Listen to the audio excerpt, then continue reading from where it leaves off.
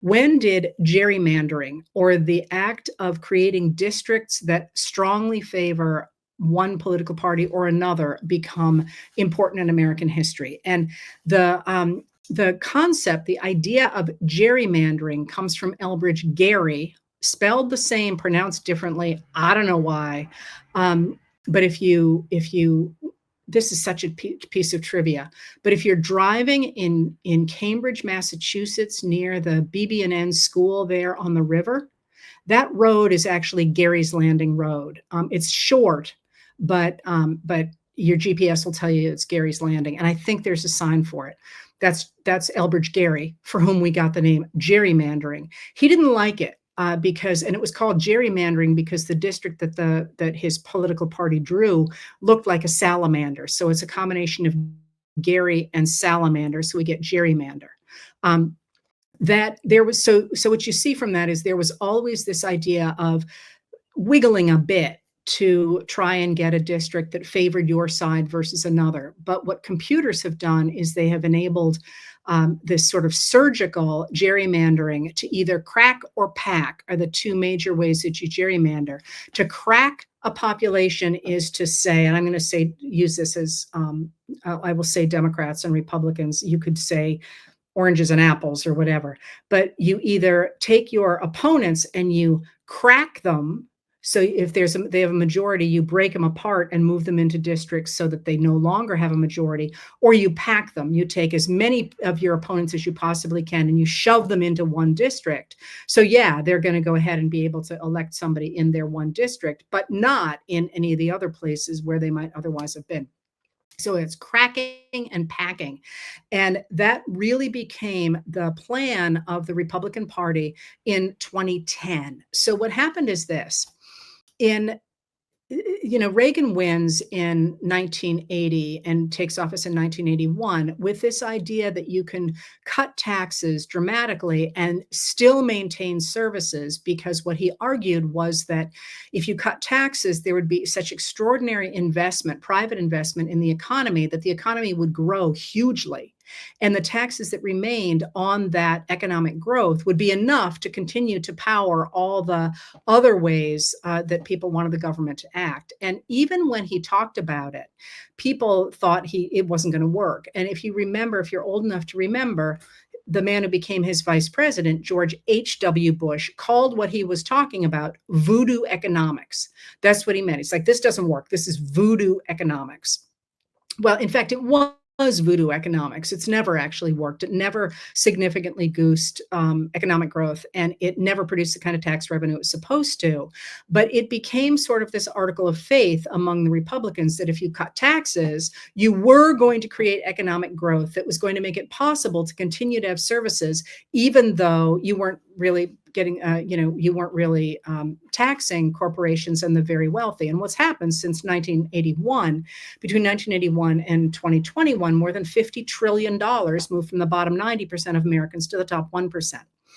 But the first set of tax cuts happens in 1981, and the Republicans want to do another major tax cut in 1986, and they're aware that Americans don't like the cuts to regulations and the cuts to social programs that have happened in the first of Reagan's terms.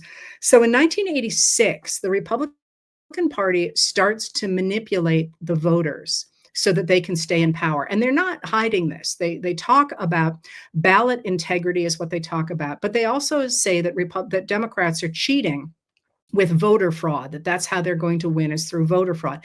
It's always been a rhetorical device. There really is, I keep making the point, there is almost no voter fraud in the United States of America.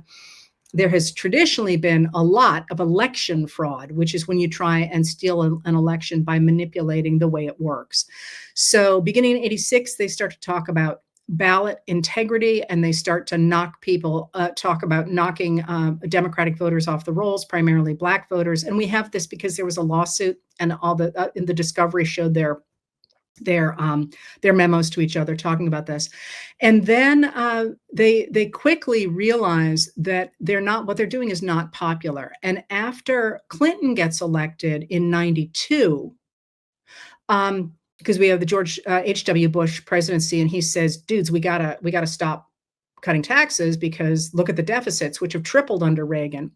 And the Clinton gets elected in 92. And in 93, the Democrats, through the Motor Voter Act, and make it easier to register to vote. And that really sends the radical Republicans sort of ballistic, saying they're planning to cheat, they're planning to cheat. And in 94, they accused two Democrats of a senator and a member of the House of Representatives of cheating in order to be elected. And they hold open these investigations to prove that there was voter fraud going on. And they never turn anything up, but they keep it in the news all the time. And that's where you really start to see that pattern of using investigations to seed the idea of malfeasance on the part of the Democrats, just to sort of, where there's smoke, there's fire. So we're going to keep this investigation going.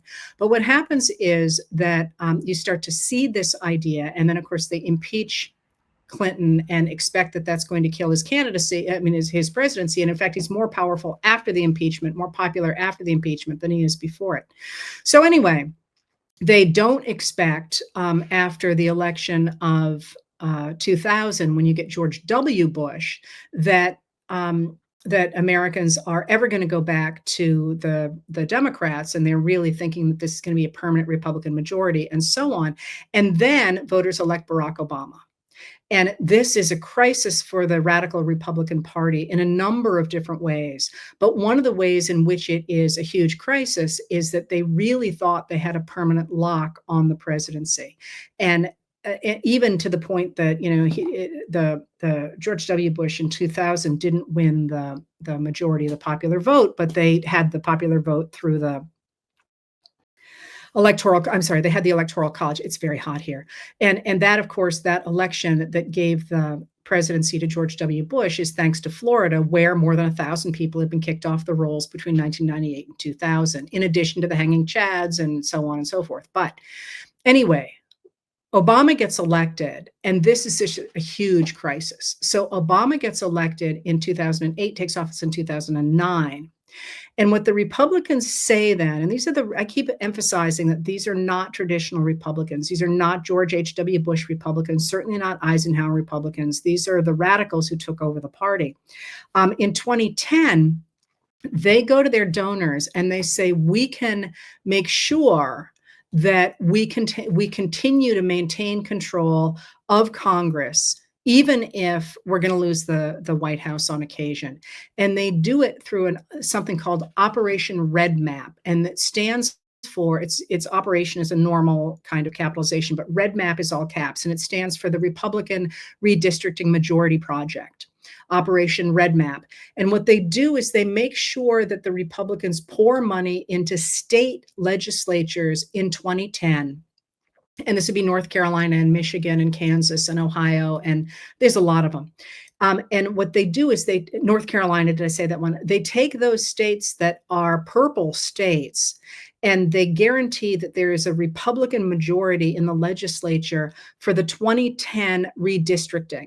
Because remember, according to the Constitution, we have a census every 10 years. And one of the things that census does is it enables the state legislatures to divvy up the state in districts, both for the Congress and for for state legislature seats, that will enable them to fairly represent the people in that state. So after 2010, Operation Red Map was in place in these states, and they put in place extraordinary gerrymanders.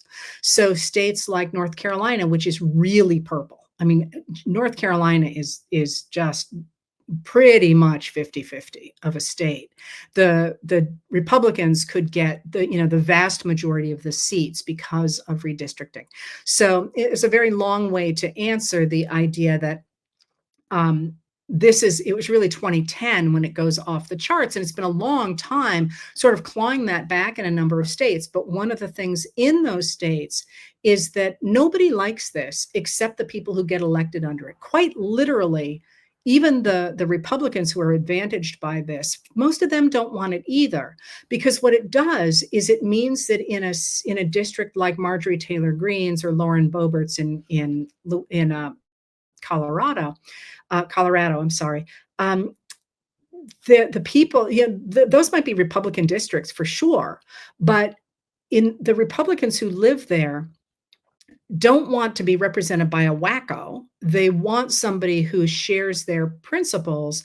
But when you have that extremely gerrymandered a district, what the lawmakers are afraid of is not that they will lose to a Democrat. They're worried they will lose to somebody more extreme than them because it is a Republican district. They are going to win. And so what it's done is it's dramatically pushed the Republican Party to the right. So what are you seeing right now? We redistrict every 10 years after the census. And right now, President Donald Trump is trying to get Texas to redistrict now in the middle of the decade in such a way that it will enable the Republicans to pick up 5 more seats, even though there hasn't been a new census or anything. This is purely a power grab. And for the first time, you are seeing Democratic governors saying, if you do that in Florida, I'm sorry, if you do that in Texas, we will do it in California, Illinois, and New York.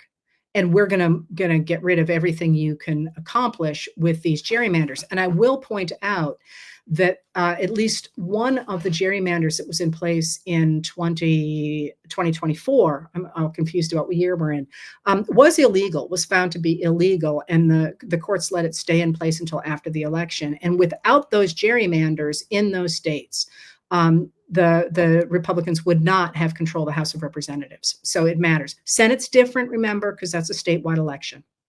But the House of Representatives is really moved by the districting maps.